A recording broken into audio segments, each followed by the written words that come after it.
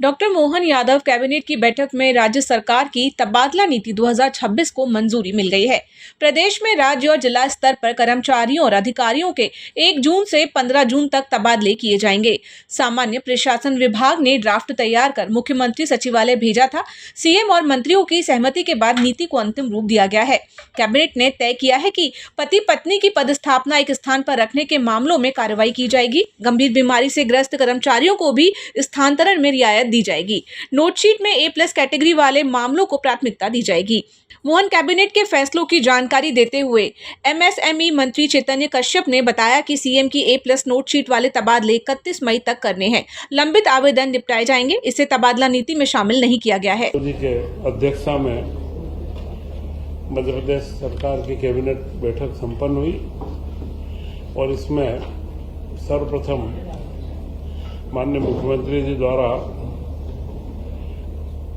प्रधानमंत्री जी को जो स्वीडन और नॉर्वे के सर्वोच्च सम्मान प्राप्त हुए हैं उसके लिए प्रधानमंत्री जी को बधाई दी कि देश के अंदर, दुनिया के अंदर वे भारत का नाम सर्वोच्च स्थान के ऊपर ले जा रहे हैं। इसी के साथ में उन्हें नॉर्वे का प्रतिष्ठित जो पुरस्कार है grand cross of the royal Norwegian order of merit उनको दिया गया। उसी के साथ स्वीडन में royal order of polar star commander grand cross सम्मान से सम्मानित किया गया। यह हमारे भारत की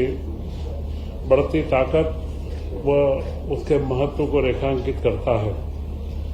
इसी के साथ में माननीय मुख्यमंत्री जी ने उल्लेख किया इंडो फ्रांस कॉन्क्लेव जो पिछले दिनों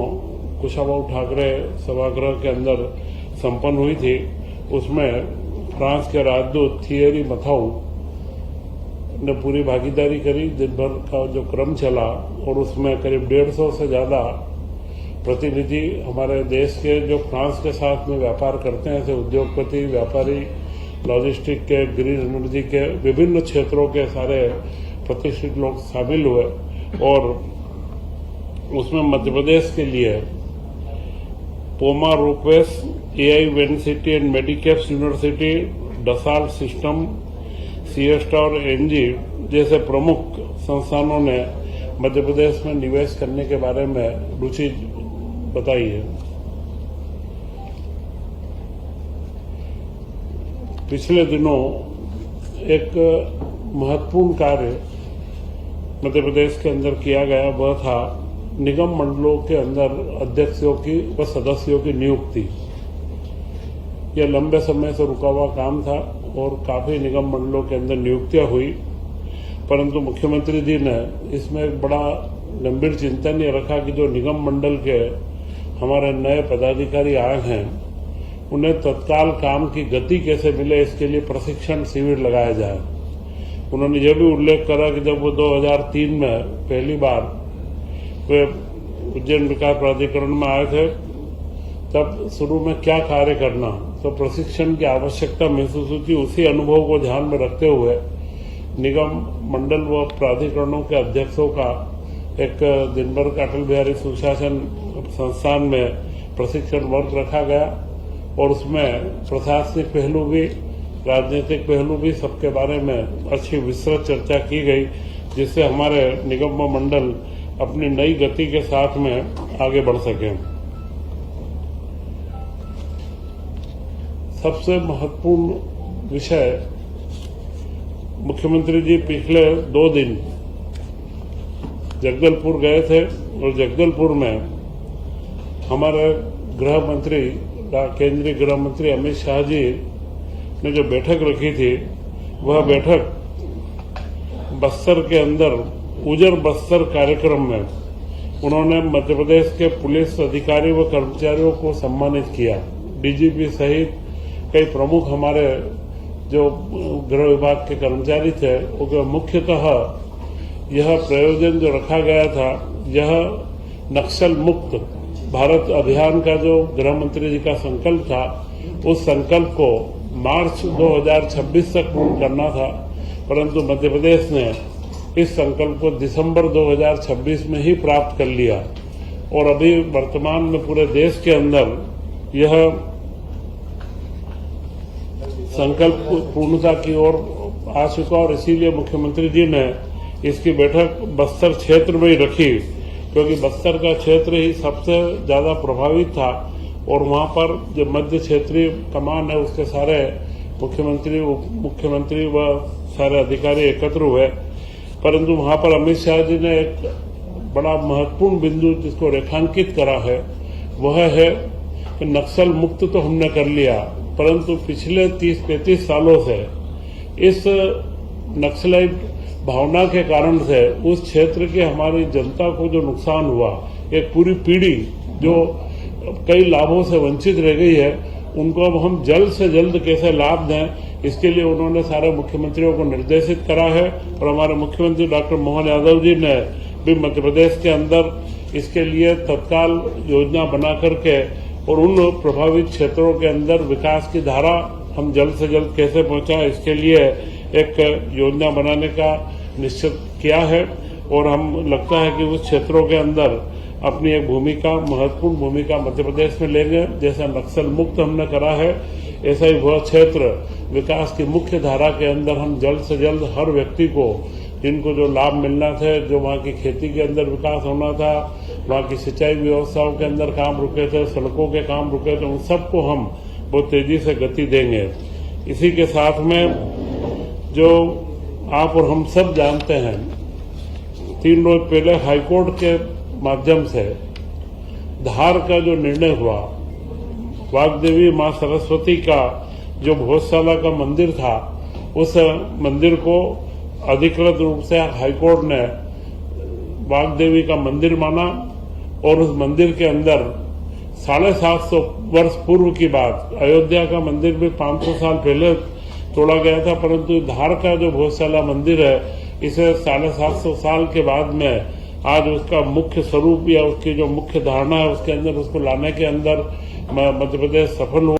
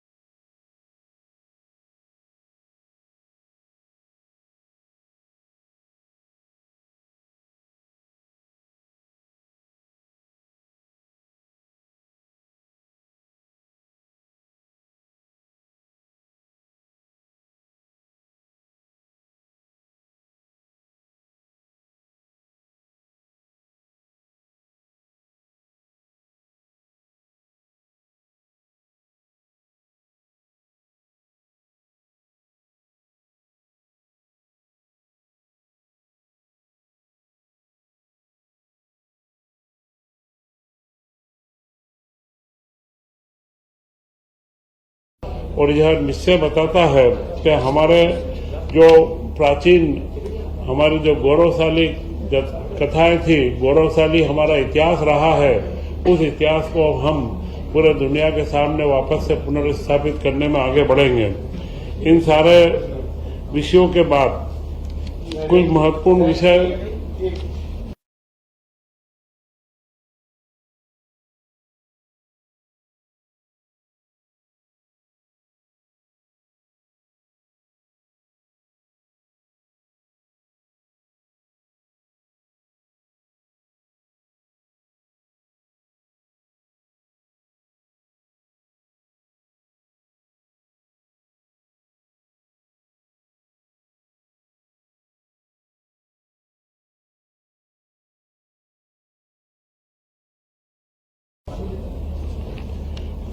इसी के साथ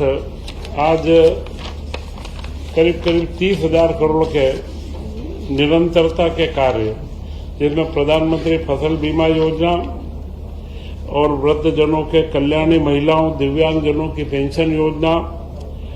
और महिला बाल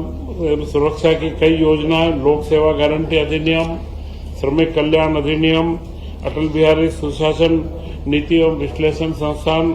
की निरंतरता, के सारे प्रस्तावों को स्वीकृति दी गई और इसी के साथ सिवनी की बंडोल और देवास की नेमावर समूह जल प्रदाय योजना का रिवाइज एस्टीमेट जो आया था, इसको आज स्वीकृति दी गई। इन सारे विकास कार्यों के बाद बहुप्रतीक्षित जो तबादला नीति थी, मुख्यमंत्री जी ने पिछले वर्ष भी तबादला नीति दी थी और इस वर्ष भी उन्होंने उसकी निरंतरता रखी है कि इस वर्ष भी मध्य प्रदेश में 1 जून से 15 जून तक तबादले किए जाएंगे। पिछली नीति में और इस नीति में कोई बहुत मौलिक अंतर तारीख का है। पहले 1 माह था, अब की बार 1 से 15 जून तक का इसमें समय रखा है। और अगर कोई विभाग, बड़े विभागों में अगर कोई नीति उनकी अपनी बनाना है तो वह जीएडी के में सामान्य प्रशासन विभाग के माध्यम से मुख्यमंत्री की अनुशंसा से वे अपनी नीति विभाग बना सकेंगे। और जो अभी वर्तमान में A+ के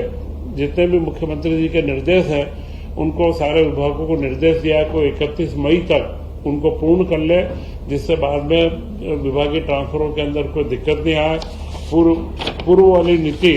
अभी भी लागू है। 200 अधिकारी कर्मचारियों तक के विभाग को 20% और 200 से 1000 तक 20+ जो 200 से 800 में करीब 15% और उसके पश्चात 2000 तक 1000 से 2000 के बीच में उनका अतिरिक्त जो गुणांक निकलेगा, जो जोड़ आएगी, उसको जोड़ते हुए 10% 1000 से 2000 में और 2000 से अधिक के विभागों में 5% के ट्रांसफर किए जाएंगे। ये लास्ट ईयर के बराबर ही रहेगा। लास्ट ईयर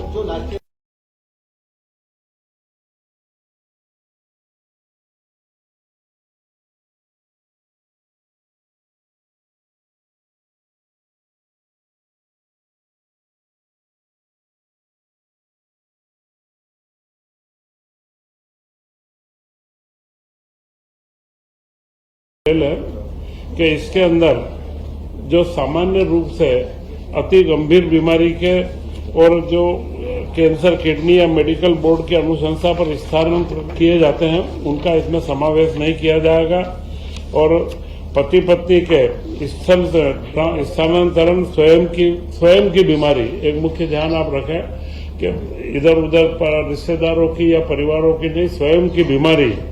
तथा निर्धारित सीमा में उनको बाहर रहेंगे। 2 चीजों को इस बार इसमें बाहर रखा है, क्योंकि कई ऐसे पति पत्नी के जो ट्रांसफर है या खुद स्वयं बीमार है, उन ट्रांसफर को इससे बाहर रखा गया है। बाकी सारे ट्रांसफर इसके अंदर समाहित किए जाएंगे।